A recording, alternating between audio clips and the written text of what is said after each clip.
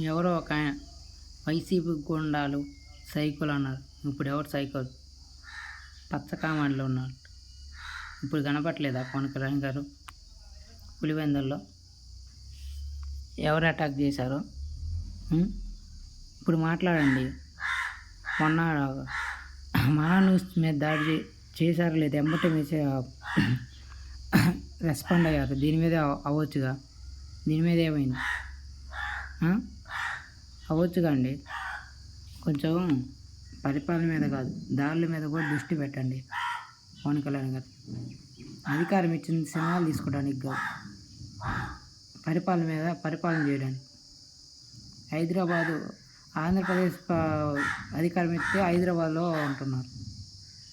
చూసుకోండి. నెక్స్ట్ ఎలక్షన్కి రావాలంటే కొంచెం ఉండాలి.